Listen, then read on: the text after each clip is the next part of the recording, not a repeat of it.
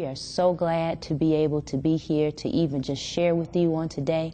We have some wonderful things to continue to put before you, and one of those happens to be our guest because she has a wonderful testimony. It is what some would consider a homeless success story, and many of you who have been experienced economic hardship, some of you who have lost your homes or maybe even your businesses may be able to understand what our guest has gone through. But thankfully she did not stop at homelessness, and she did not allow the situation to keep her there. And so we're going to be talking to our guest about just how she triumphed over these situations, and she has, like I said, an amazing testimony. And in fact, she has put this testimony in her book. It's called Thank God for the Shelter, Memoirs of a Homeless Healer. And so I want to welcome to Live with Glenn Plummer on today, Versandra Kennebrew. Thank you, Javon. Thank you for being here. Thank you. Yeah, so Thank God for the Shelter, Memoirs of a Homeless Healer. I'm sorry, but you are a leader too. But that too. But I want to touch on the very first thing because on the book you have Versandra Kennebrew, MT. Now, what does MT stand for? It stands for massage therapist, and I have been a massage therapist since 1999, and have been practicing in the Detroit metropolitan area, and have worked on people all across the country, over 3,000 people at this time. Wow. Yes. Okay. And so where are you located right now? I'm currently located at the Northwest Activity Center. Most people are pretty familiar with that if you live in the Detroit area. It's at 18100 Myers Road, and we have a wellness resource center that's located right inside of the health club. Okay. So we provide therapeutic massage, body wraps, scrubs, facials, those type of services. And just recently I became a holistic life coach. Wow. So now we're incorporating life coaching into the process of helping people really achieve optimal health. Okay. Now, I found out a little bit about holistic healers over the weekend, that when you go the holistic route, you, I guess, take more hours on in your studies than you do a massage therapist? Yes. As a matter of fact, I had about 700 hours of training myself, and then I also became a massage therapy instructor.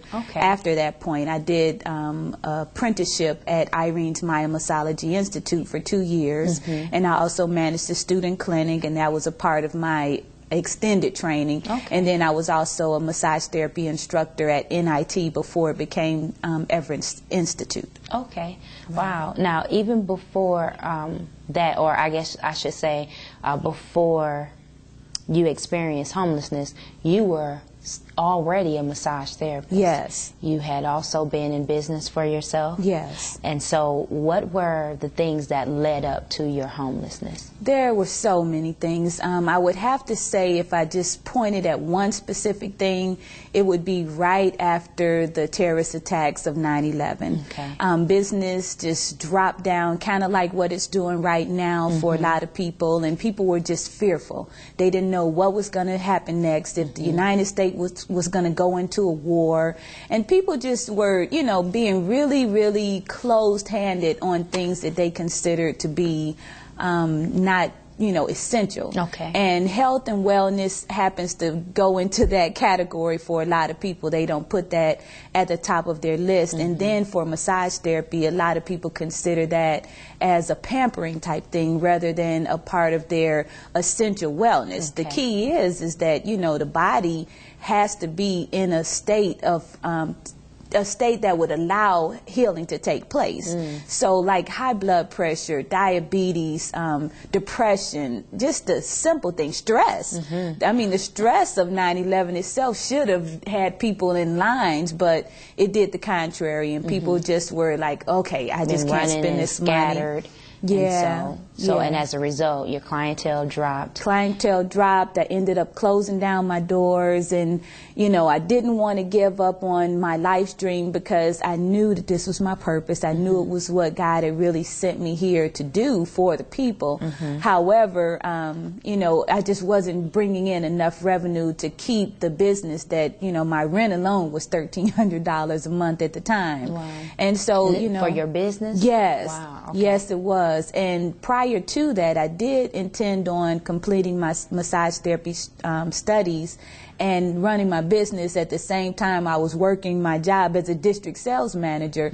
But prior to the terrorist attacks of 9/11, the business I worked for, it was Edison Brothers stores. I was a district sales manager, and I ran 22 stores in 3 states, and that company went out of business January of 2000. Wow. So there was a lot that took place that got me to that point, and the depression that I was experiencing just really led me to a really, really dark place. I didn't see my way out. I continued to have faith throughout the process, but not knowing where and what I was to do next was the questions. And being a manager for so long made me feel that I needed to be in control. And I think that was the lesson that I had to learn during that process, is to allow God to control things at all times. Okay.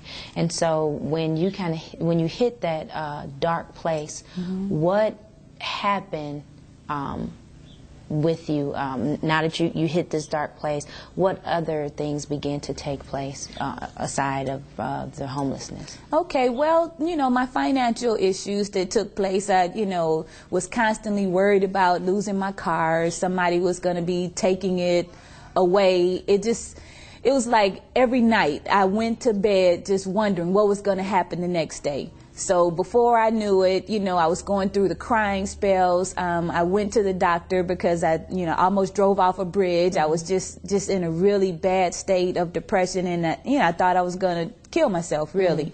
And so I finally got to a point where I called the doctor, and the doctor was like, well, we can't see you till January. I'm like, no, somebody's got to see me now. So I went to the emergency room. They ended up putting me on medication to really balance me out because I was anxiety. I mean, just... it was terrible. And I with was you being a holistic healer, how did that make you feel? Because I know, you know, holistic, you don't want to take medicine. Exactly. I did not want to take medication, so that was a part of my fear and anxiety as well. So I'm sitting there and I'm like, okay, I know I have to do something. And at this point, being a holistic professional led me to the doctor, because, you know, a lot of people say holistic means you don't go to the doctor. No, it doesn't mean that at all. Right. It means you're a complementary and alternative medicine professional, or you consider those things. And, you know, to tell you the truth about it, prayer for healing is one of the greatest parts of alternative medicine, because a lot of people choose to pray for healing, and they are healed due to those special prayers that are put up on that person's behalf that is sick. So yes, and it doesn't mean that they don't go to the doctor. It means that they go to the doctor, they have a diagnosis or prognosis, and then they choose to include prayer as a part of their healing process. So I included prayer on a regular basis, but I also knew I needed to see someone, a professional doctor, because my mother was mentally ill. So that was also a great fear, is that I would be walking in her steps. Right. So I had to make sure, you know, is this what's happening? Am I having a breakdown? Am I losing my mind? A doctor could tell me that. And the doctor told me, no, you're under a lot of stress, and the things that you're experiencing right now, you should be experiencing with all of the things that are going on. You know, I was raising my brothers. You know, my mother couldn't care for them because of her sickness, so I raised my younger brother from 1.5 years old to, at the time, he was about 16. Okay. So, you know, I was caring for him all of that time, and the older brother, which is now 31, but at the time he was about 26. And so I raised him from 14 when my grandmother passed away, because she was the one that cared for my sister and I. And so the brother that's the older of the two, she was caring for him until she passed. So that gave me 2 brothers to raise. Wow. So there was a lot of pressure. I moved here from Maryland to take care of my father. He had prostate cancer at the time, and praise God, he's been healed of that and has no signs of it at all. So there was just a lot. There was a lot. And, you know, people today, they're experiencing a lot. It's not financial problems alone that people are experiencing. Right. I mean, there's family members that are sick. There's death in the family. There's just so much that's going on. So it's really about having that faith and making sure that you have a firm foundation in Christ. And that's what I know brought me through. Okay. So what happened the day that you decided that you were going to enter into a shelter? Because you mentioned how you're taking care of your family was a large part of some of the things that built up with the stress. Right. But what made that final decision that, okay, I now have to enter into a shelter? Well, I can say this. I have been reading a book, and this book was The 1 Minute Millionaire. I don't know if you ever heard that book before. It's Robert Allen, and it's The Enlightened Way to Wealth. Okay. And I had been reading that book while I was still trying to figure out how to keep my business on open. And so someone had sent me an email and told me about a place at Northwest Activity Center. I went by, I turned in all my paperwork, and I found a way to drop my expenses down from where it had been to about $400 a month. And so that book helped me to realize that what I needed was to cut my expenses to the bare bones, get rid of the car, get rid of everything that was an added expense that was holding me from moving forward with my business, because I knew that I had to hold on to that and my mind, if anything else.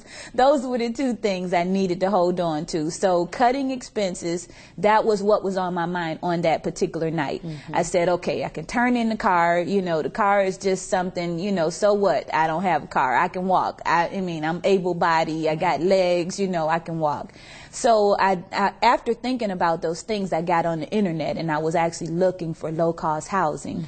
And I sat there with my budget, because I knew enough to write a budget, and the budget said that you make about $250 a week after paying your expenses. I mean, actually, $250 a month. That's what it was. Oh, wow. So I said, no wonder I'm stressed like I am. Before that time, I had never put it on paper.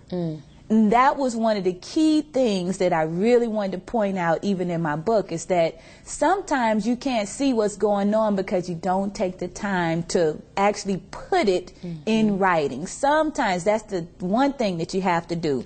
So that helped me. I put it in writing. I saw exactly what I had to work with, and I said, okay, I'm stressed because not only am I sitting here trying to do all these things, but I'm trying to do it with nothing. I'm holding on to nothing but blind faith. And, you know, as a Christian, you want to have faith, but there's things that God tells you that you're supposed to do too, and that's manage your finances. And he tells you to write the vision. And make it plain. Yes, that's for sure.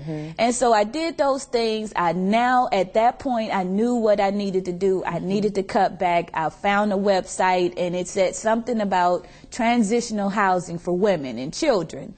And it described me. It's like, okay, this is a person that's going from one place to the next. She doesn't know how to make it through. And I got on the phone. I called that number that night. And when I did get a call back, they told me, no, we don't have a space for you. And by that time, you know, I'm going through my anxiety, my, you know, everything. And I'm breathing, I'm crying and everything. And something just told me to go there. I got in my car before I turned it in.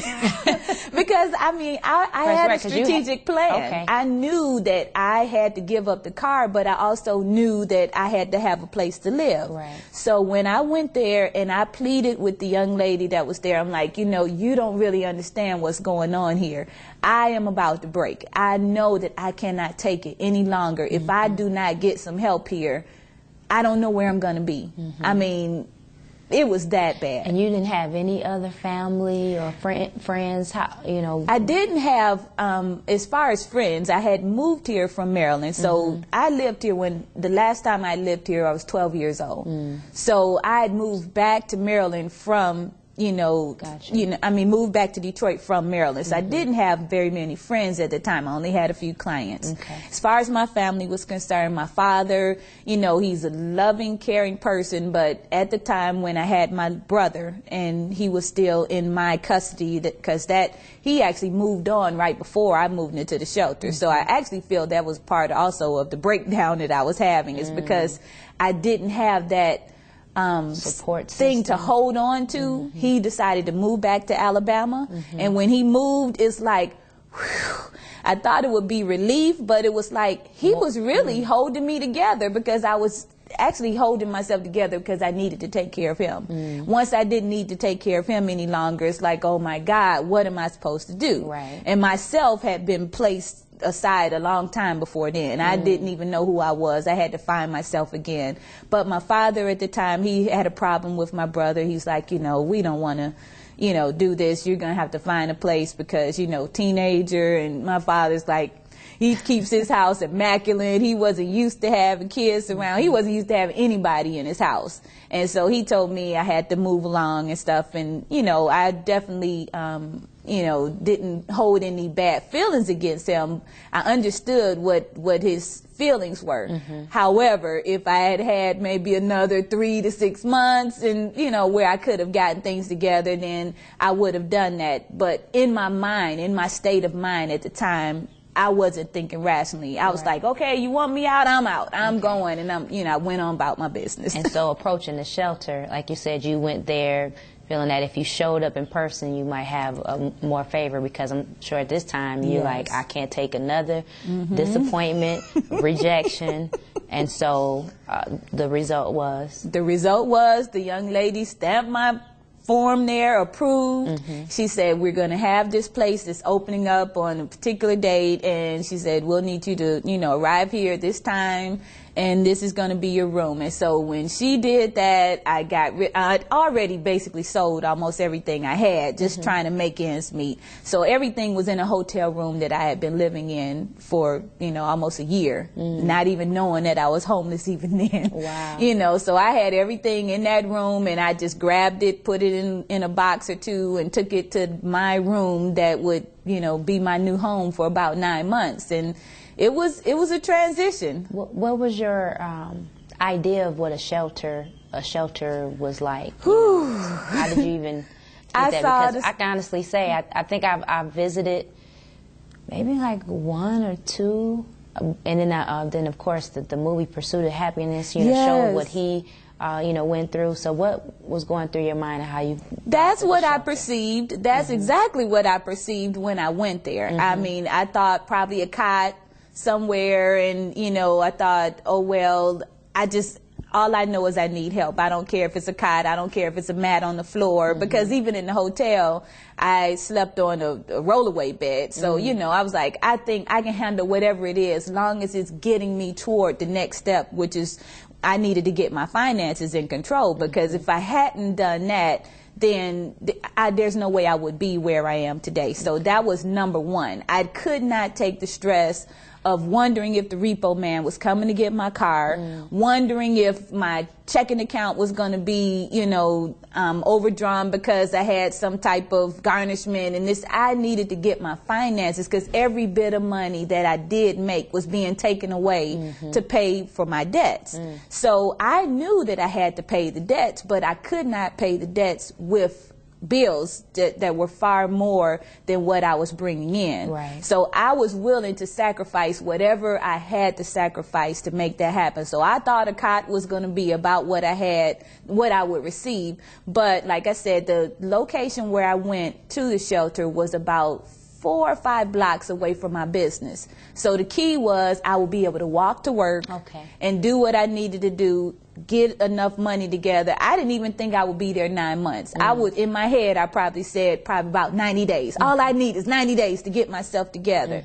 And then when I noticed all of the programs and things that were available, resources that were available to me to help me get back on track, then I was saying, okay, 90 days I could get to where I need to be, so I can actually pay off outstanding debt, because you know you can't get an apartment when you have a balance that's left someplace else. Right. You can't get your gas turned on if you have an outstanding gas bill, because you got to pay that off. Then you got to come up with the deposit. You can't get your water cut back on. You can't get a telephone cut on. So I needed to pay all of those things so that I would be able to have my own home, you know, whether it be an apartment or anything, whatever it was, I had to take care of those things. So now you're in the shelter, you know, and I asked you to bring your journal because, like I said, that was in a dark place for you.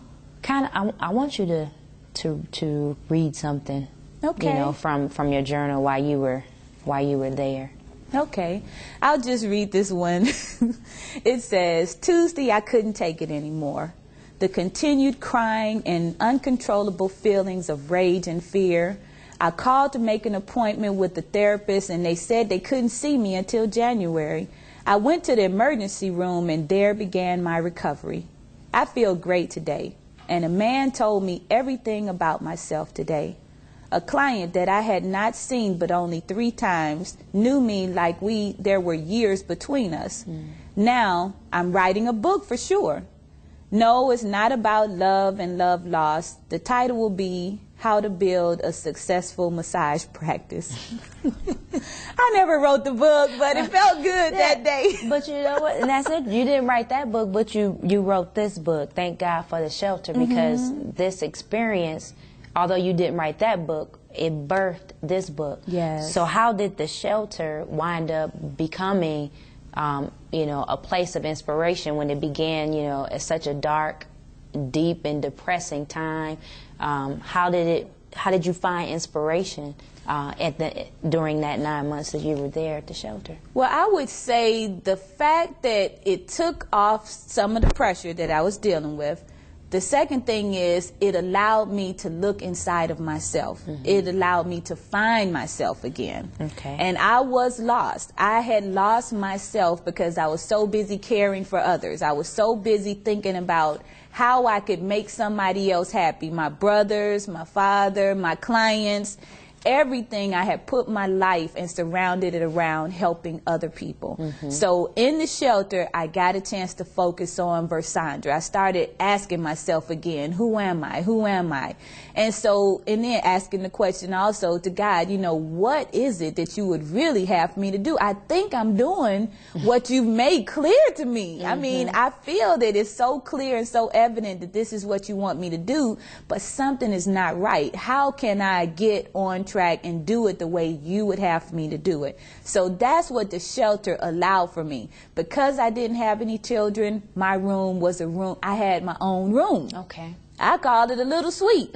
You know, it might have been tough for some people. There were women there that had 4 and 5 children, and they had one room or maybe a room and a half with bunk beds on top of each other, and they had to use that space to house their entire family.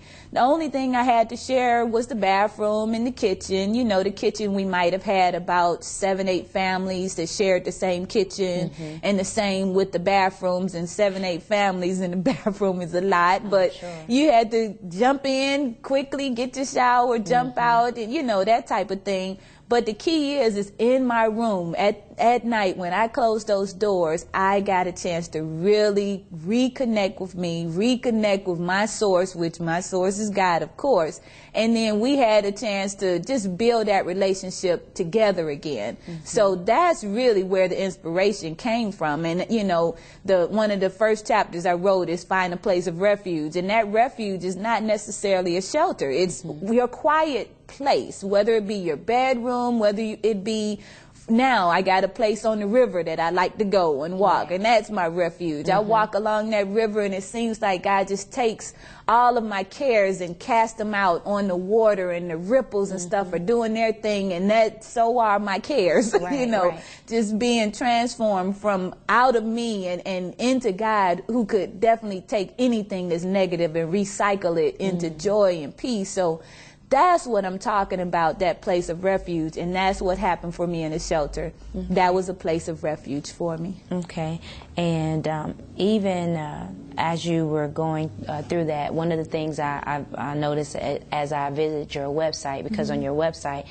you have some messages and things that's playing 24 hours a day, and so we're going to be showing the website information too, if you want to be able to hear some of the things from Versandra. But you use not only journaling, but you also use affirmations. Yes. Why is affirmations so important? Well, in the Bible it says to speak those things that be not as though they were, and sometimes we speak what we feel in our heart or what we think we see with our eyes, but we need to speak those things that be not. I mean, and you have to speak it in the present tense, as it is, not as it will be. So affirmations do that for me. When I speak about, you know, my health and my wealth and my, you know, how I'm able to be a light, I don't say I will be a light to the world. I say I am a light to the world. When I have a goal of touching 1 million people, I don't say in 10 years I will touch 1 million people. I say I touch millions of lives every day. You know,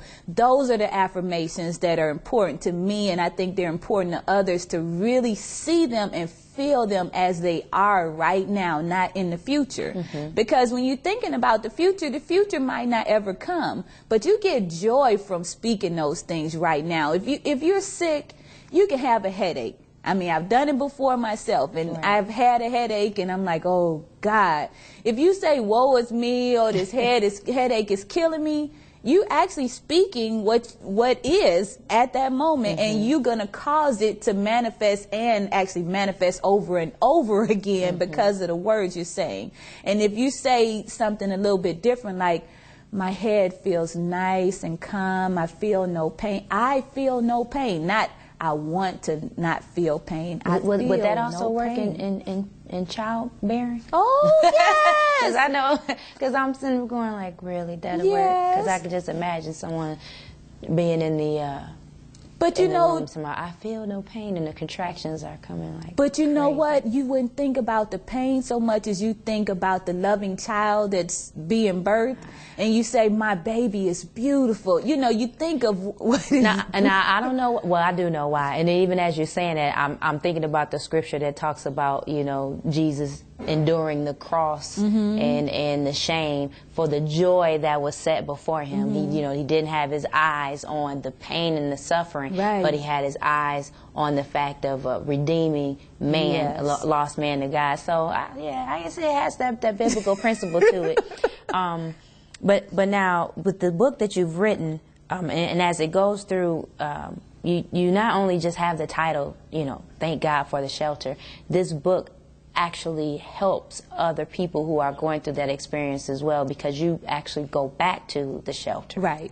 And what are some of the things that you do there? And I'm quite sure these are not only things that you offer or that you do with the shelter. I know you have some other upcoming things as well. Yes. It's all about empowerment for me. So what I did, I took stories from my shelter experience, and I actually went from the day I moved into the shelter all the way up until last year, December of 2008.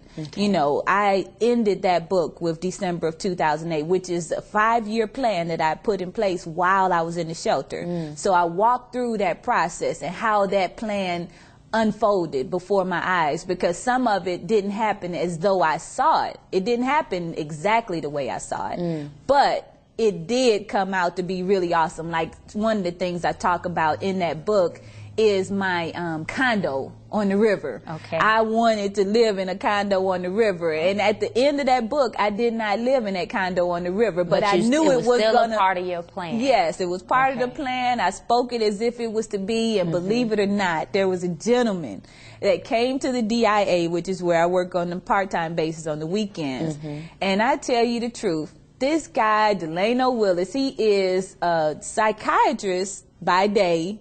He's an art collector during the summer. And what he does, he contributes a lot of art to the Detroit Institute of Art, as well as the African American Museum. And what he did, I met him in the cafe. And, I'd met him a year prior to that, and at this particular time was about August of last year.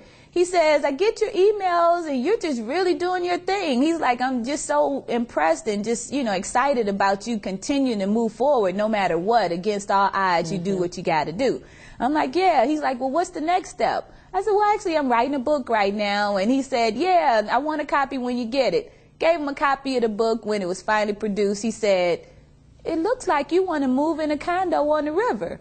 I said, yeah, I do. He said, did you find one? I said, yeah. He said, how much it costs? I told him. He said, I got a condo on the river. Make a long story short, Delano sold me his condo on the river for $6,000. Get out of here. The condo I had been looking at all of this time was about $120,000. And all the work I was doing to repair my credit, build it up, get to where I could purchase a home, I ended up paying cash for this condo on the river. And this was a direct result of speaking those things and be not as though they were, because he read it. He said, I want this to happen for you. You're going to bring new life to my home that I moved in. He didn't tell me the story until the time we were signing the papers that he himself had been homeless. Wow. He said he had lived in a YMCA, and he said he lived there prior to moving in these condos. And he said it was a blessing to me. I thought I was in heaven when I walked in and saw a doorman coming and opened the door. Right. And he said, now it's going to be that for you. And so it was just so awesome. That's so a what I blessing. did in that book, I told personal, real stories just like that to make sure that people could see that not only did I make it through, but you can too. I put exercises. There's everything in there, from budgeting, how to find life balance. You know, say if you're spending too much time at work and you're not spending as much time as you need with your family, or time with yourself, or time alone in the spirit with God.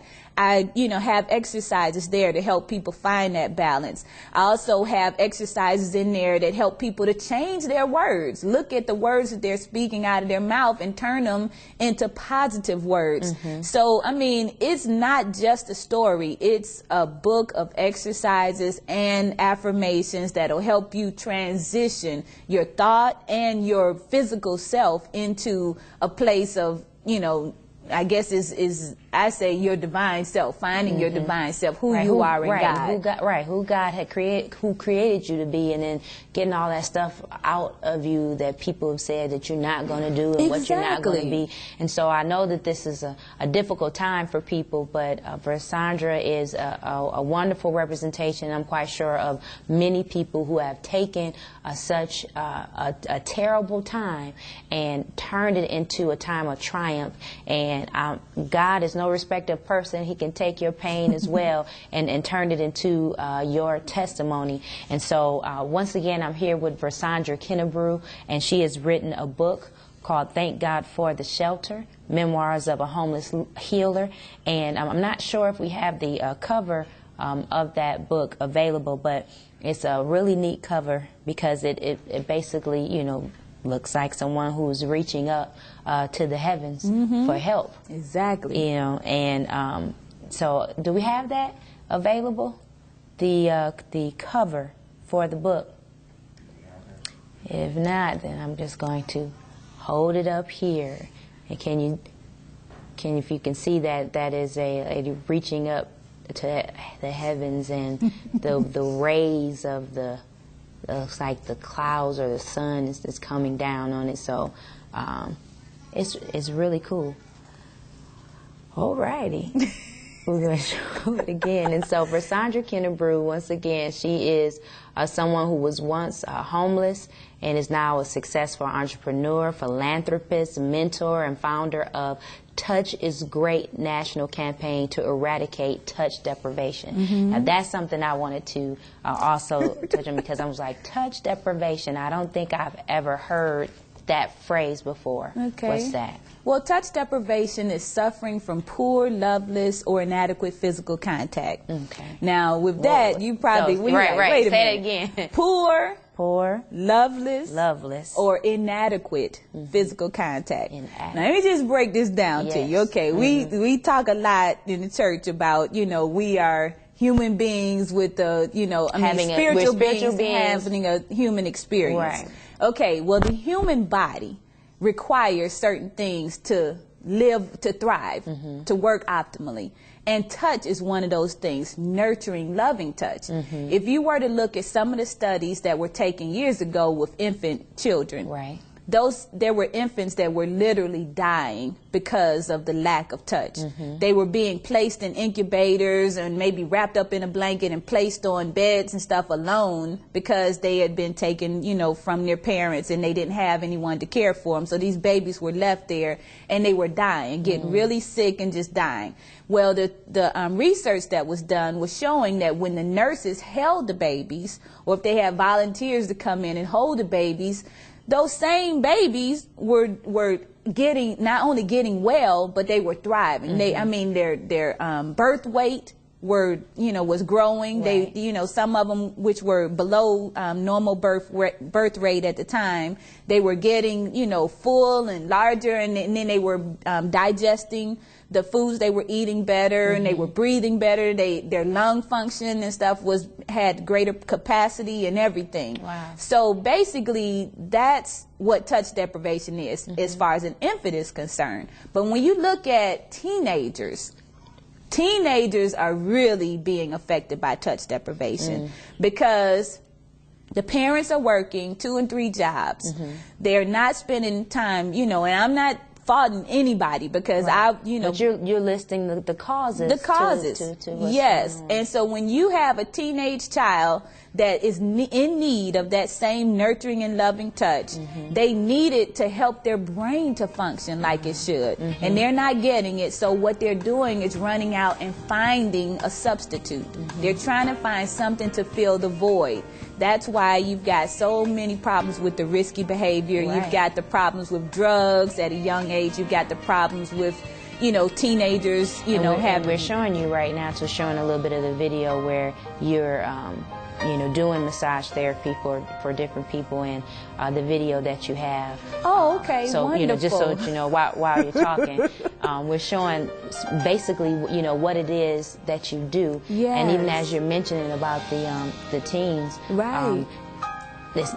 Unfortunately, it's not just teenagers, but it's adults as well. Exactly. And the increase of that promiscuity is happening not always because they want to have sex, but they will accept the sex if that means that they'll be touched. Right. Yes, and that's so right. And then you've got the negative touch that people are accepting in place of the loving, nurturing touch because they just need to be touched in some kind of way. So, they'll allow somebody to slap them around and stuff because it feels like they're getting attention and the affection that they need. And somehow, of course, the brain is not functioning like it should because of the lack of what they really need, and so now you got real problems. So that's what I want to do with that national campaign. I've actually reached out to not only people in the United States, but my book, Recipes That Cure Touch Hunger, is an ebook that's available online. Okay. And one of my Touch is Great ambassadors, who is in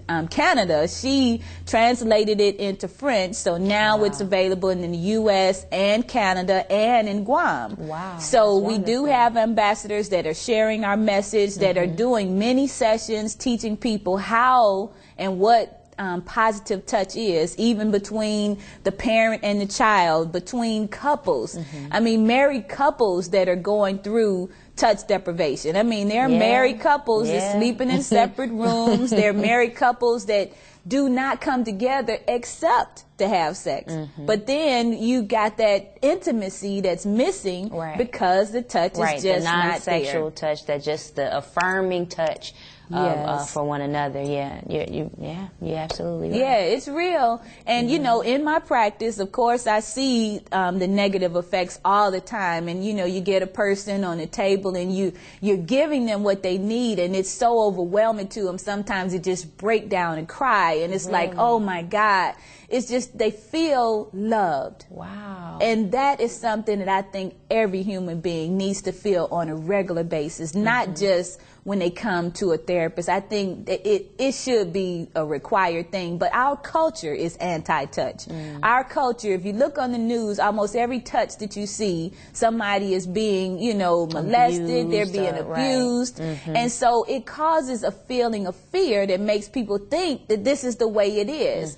Oh, if I get too close, if I touch, this is what might happen. No, that's not true. This is a very small percentage of people that are touched and touched incorrectly and, you know, have some type of violent act against their body. It's very small. I did the research. I think it's something like about 3% of violent crimes happen due to somebody actually, you know, touching them or because of some type of sexual assault or something like that. Most of the time, it's with a gun, it's with something else besides the hand. And that is something that really prompted me to push this, because I really and truly believe that because we don't connect, we feel like it's okay to pick up something and hurt somebody with it, because we don't understand that that person that you're committing an act or violent act against is literally connected to you. That's your sister, your brother, your mother, your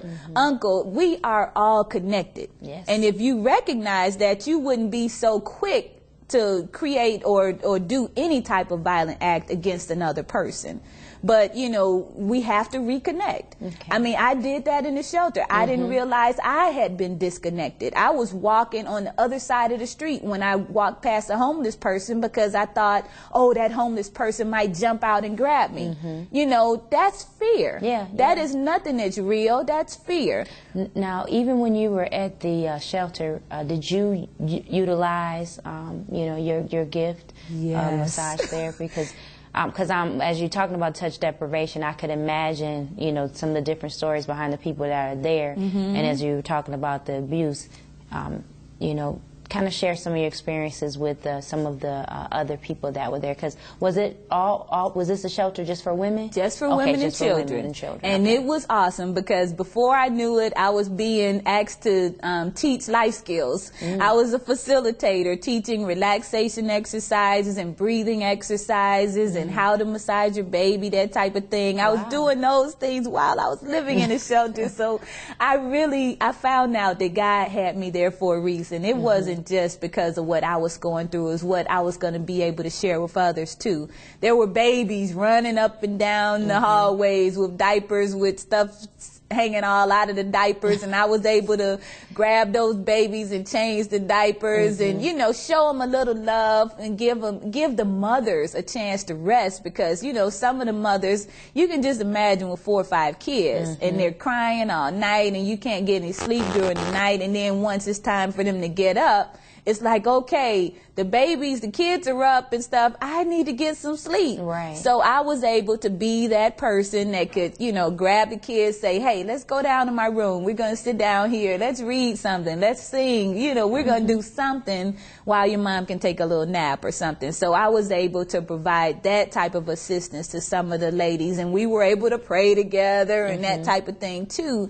But it was just a wonderful experience. It reconnected me to all of the people that I thought, oh, why don't they just get a job? Why don't they just, you know, I had so many negative thoughts that I had. Misconceived notions. I mean, I remember so clearly walking past, driving past the bus stop, you know, why don't they just get a car? Why? I mean, come on now, they able-bodied, they could get a job. I mean, McDonald's wouldn't even hire me when I was in the shelter. And I could say that it wasn't just because I wasn't employable. My state of mind was so poor. I'm sure everybody could see it just by interacting with me. And even in an interview, somebody would probably be able to tell, this chick is really going through, I don't want her working here.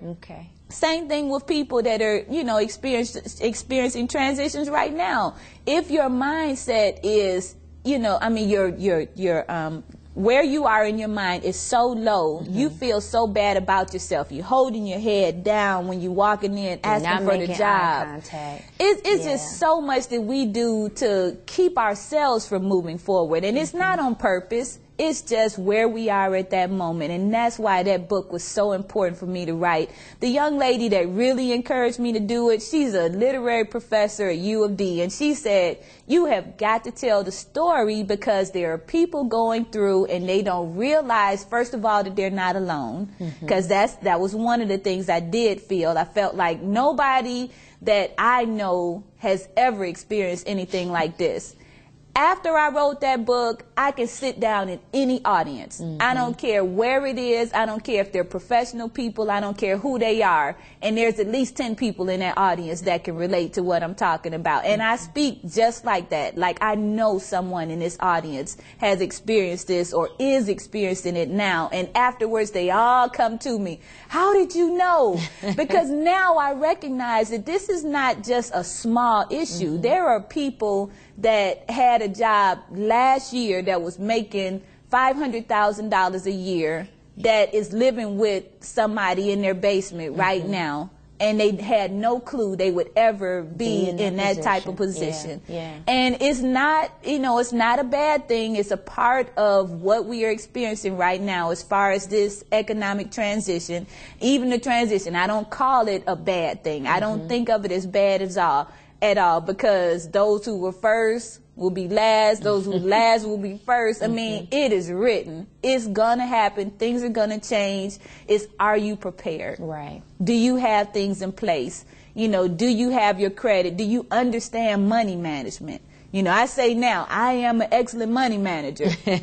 I don't have all the money in the bank that I want to have right now, but I have a bank account. And when I was in the shelter, I couldn't even have a bank account because my, you know, I had messed up so much just trying to survive. They wouldn't even trust you to even open up an account. Survival mode just had me totally out of control. Now I thrive. I tell everybody, I do not just survive, I thrive. And you even have a workbook by that same name. Now, do you only do that in the shelters, when you visit the shelters, or is this going to be a part of, because you have something coming up, I think, what is it, every third Tuesday? Yes, the third Tuesday empowerment workshops. We're doing these gatherings. They're like, you know, little small, about 10 people gatherings that we're actually going through the process of the book. We're looking at different subject matters that are related to thriving.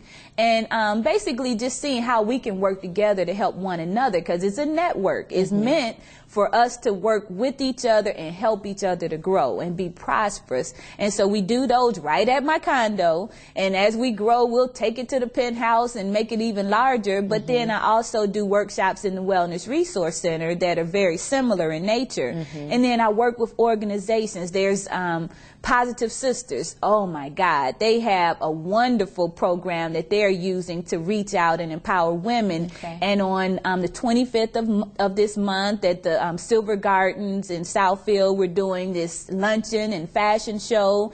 And the young lady that's heading that up, Kimberly Mitchell, she is a phenomenal life coach herself, and she's reaching out and making sure women know how to reconnect with themselves, how to better manage their money, how to better manage their families and their households, that type of thing. So, you know, that's one of the projects. And then making it to the finish line. Oh my God, this is another 501c3 nonprofit organization, and we're working together on that. I'm their, you know, what do you call it? I guess it's called anyway, somewhat of a spokesperson. And I'm like, okay, people keep asking me to do these things, and I'm like, hey, as long as I have the time and the ability to do so, I'm gonna help everybody I can. But right across the street from here at the Karras House, they're gonna be doing their event on the 24th of this month. And that's a fundraiser. They do employment readiness for young teen mothers. So that's another project. So how could they get, someone that's watching, get information on that? Well, the best thing to do is to go to Versandra Kennebrew, INTL.com. So that's Versandra Kennebrew International.com. And I have all of my events listed on the events page. But what I'll do, since I know that Thank God for the Shelter.com has been on the website, on your screen, I'll make sure that there's a link there to my events and stuff to make sure sure that people can get to it very easily, because I know my name is a little bit difficult to spell. Right, it's different, but it goes with you, Versandra Kennebrew. And so with this, you have, like I said, a wonderful website, because you can actually sit there and go through one of the exercises that that you have. That you take people through, and the journaling and affirmations and giving examples. You even have some, you know, I don't know what you call it, but I guess just like 8 things that's on your website that you tell people to find a place of refuge, count your blessings, look in the mirror, forgive yourself and others, be open to opportunities, watch your mouth, believe you can, and surround yourself with love and beauty. And so on the website, she goes into a little bit more in depth, so you can visit the website to find out more. But I do believe we have the information, the contact information for Versandra, and I would like for us to show that again. But it's thankgodfortheshelter.com. That's correct. And so you can also listen to the ebook that's on there as well. And so now, is the ebook different from this book here? No, it's actually the same. The only difference is it's not, you know, perfect bound and everything, so the cost is not there. Basically, the reason why it's a little bit less expensive to download the ebook, because you're taking the printing cost and just printing it from your computer. It's one of those on-demand type new technological things, you know, so you can get it right now if you want it from the website. Okay, excellent. So great. So, and I think that is a great idea, because that means you don't even have to leave the comfort of your home to be able to get this book. And I do believe that, you know, correct me if I'm wrong, but when people purchase this book, they're also helping you to continue to go and help other people that are in shelters. And I believe you have something else this month too, that you're doing something with COTS, the Coalition on Temporary Shelter. That is my I say organization of choice that I donate proceeds from my book to, and that's the organization that provided me with housing when I was homeless. And people don't realize how much they do for our Metro Detroit community, because it's more than just that one facility on Peterborough and Woodward. People think that's just it, but there are literally transitional housing, they're housing apartment facilities. There's so much that they do, and they're able to feed so many people that are hungry especially during the winter time, providing people with blankets and coats and all of those things. And they're having their annual event, which is Imaginate. And Imaginate is going to be at the Motor City Casino Hotel, and that's also on the 25th. It's like, oh my God, it's going to be so busy on that day. You're busy this month. Yes. And you are busy today. I don't want to also want to forget to mention that today is Versandra's birthday. So if you happen to see her today, definitely tell her or wish her happy birthday. So on behalf of Christian Television Network, we definitely want to say happy birthday to you. So we hope that it's going well for you thus far. You have big birthday plans? Well, I'm just going to relax. I have a meeting with my marketing specialist after this, and then I'm going home and just kind of take it easy. I've got a birthday party on Saturday, so I got to prepare my condo. Oh, okay, great. Well, we only have a few minutes left, and I did want to mention why is massage therapy so important? Like, what is your body actually going through when you experience massage therapy? Because you made a point to say that it's not something that's just a luxury, but it's important for wellness. What is your body going through during the time of massage therapy? Number one is increased circulation, and that's circulation of blood and lymph. Now, blood carries oxygen and nutrients to every cell in the body. It takes it to the muscles, it takes it to the cells. Without that transportation moving smoothly, and you got to keep in mind, our lives these days are more sedentary than ever before. We spend time maybe sitting at a desk, for hours on end. We might sit at on the couch watching television, whatever the case may be, and we're not moving. We're not getting out there. So you have to have manual manipulation of the soft tissue to move that blood through the body for better health. And the lymph carries out waste.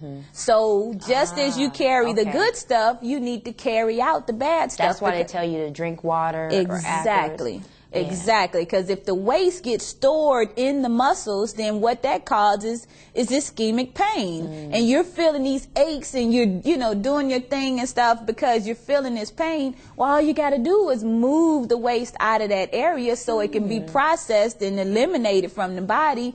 But if you're not moving it through exercise or some other way, that way you got to have a massage. Excellent. Well, Versandra, I thank you for sharing that. Thank you for coming and sharing Thank you, this book. Truvon. Make sure you visit the website, and we're just thanking God that you tuned in with us today. Continue to watch the next hour. We have so many wonderful things right here for you, Christian Television Network. You know why? It's good TV. That's why.